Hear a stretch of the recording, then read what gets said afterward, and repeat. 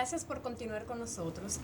Una preguntita que tenía para aquí nuestro invitado especial, y no es más que una pregunta, sino como que yo vi un artículo que fue lanzado por uno de los periódicos más importantes de aquí del país, que quisiera hacer ¿cómo usted definiría lo que dice este historiador, que es Adriano Miguel Tejada, que él dice que la restauración se trató de una guerra popular, anticolonial y antillanista por sus consecuencias? Entonces me gustaría saber, en cuanto a esa definición de este gran historiador, ¿cómo lo definiría usted? ¿Igual o diferente? Sí, la guerra de restauración es una guerra de liberación nacional.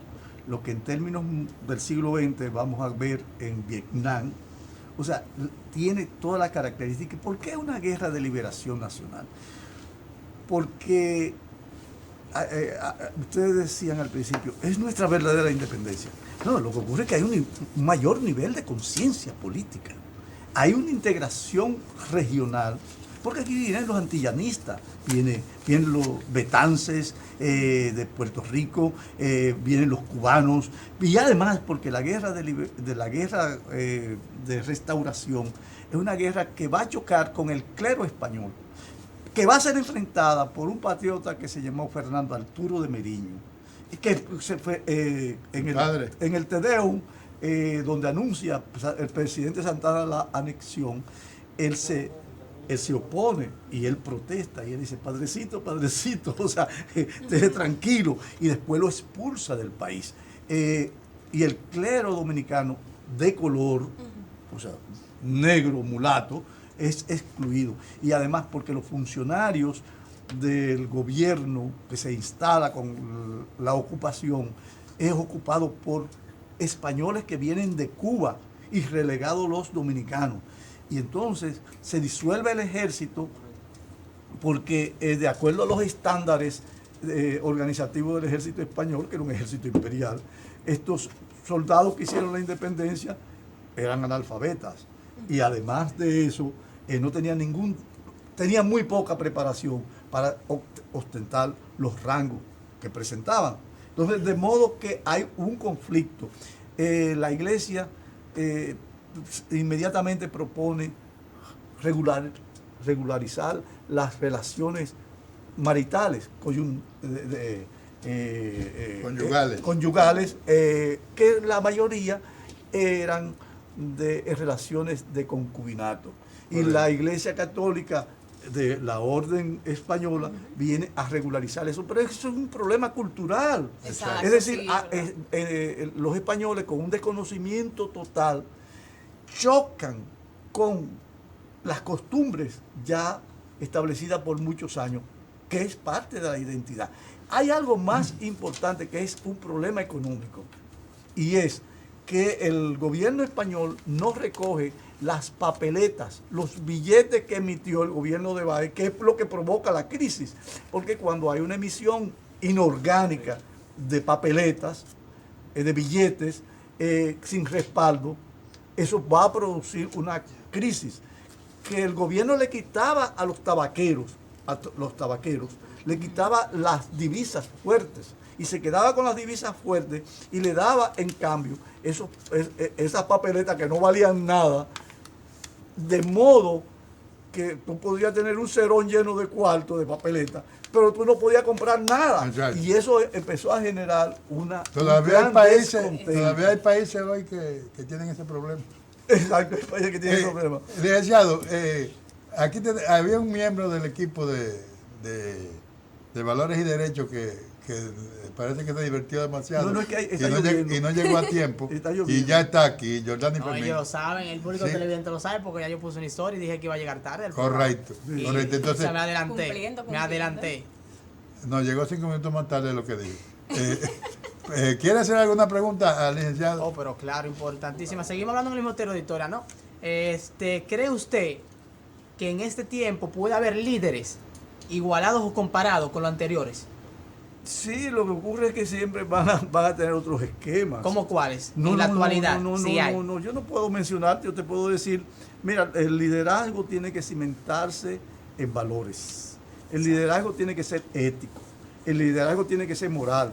El liderazgo tiene que estar comprometido, identificado con los intereses permanentes de la nación. Es decir, usted no puede transigir con eso. Correcto. Entonces, tú vas a encontrar, hay gente que no nos vamos a poner a nombrar, porque... Pero para ser más claro, me refiero, ejemplo, un Amin Abel.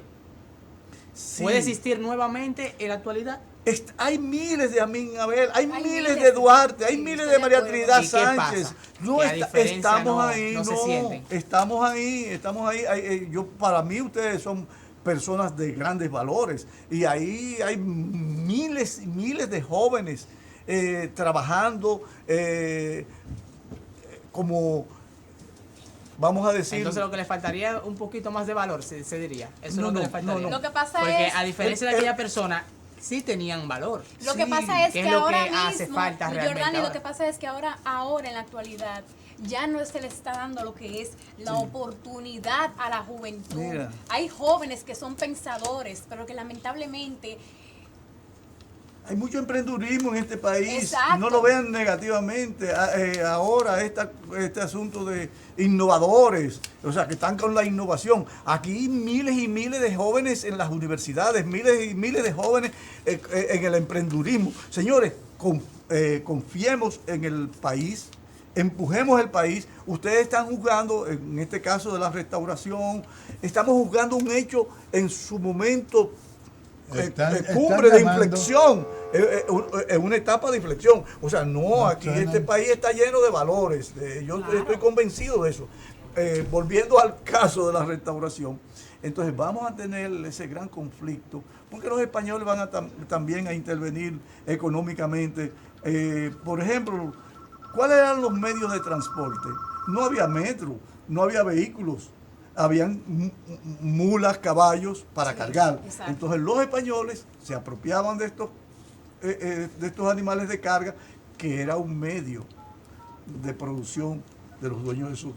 Y entonces no les retribuían el valor. O sea que entonces antes de estallar la guerra, exactamente, hay un proceso. Entonces eso quiere decir que antes de proclamar lo que es la restauración, en aquel entonces los españoles eran beneficiados de las cosas que teníamos nosotros los dominicanos.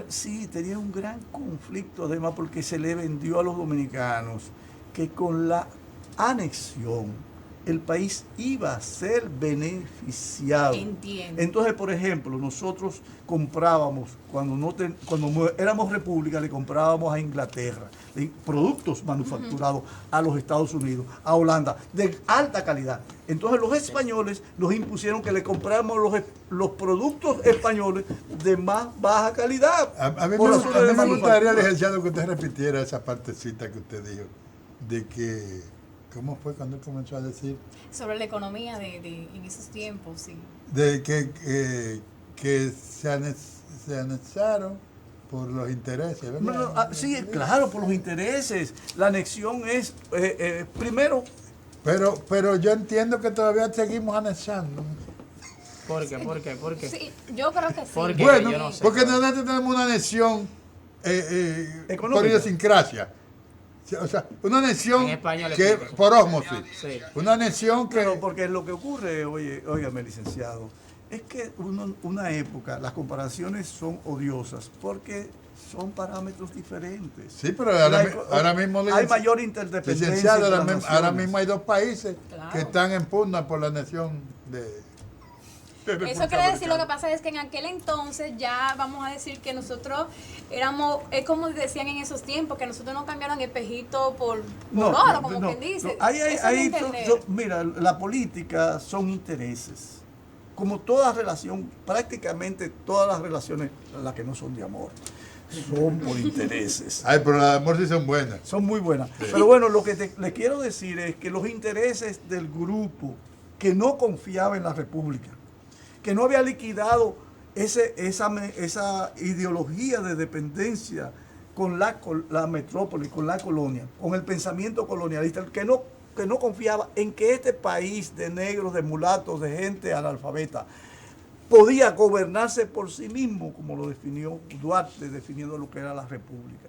O sea, Duarte sí creía en la República. Claro. Los restauradores sí ratificaron que creían en la República, claro, creían en nuestras potencialidades y apostamos por esa. Claro, y todos los que luchamos por esa restauración. Sí, correcto, también. y nosotros seguimos empujando la rueda de la historia para alcanzar la prosperidad, la felicidad y el progreso. Amigos televidentes, vamos a una breve pausa. Señor director, he dicho, volvemos en breve. Quieto ahí.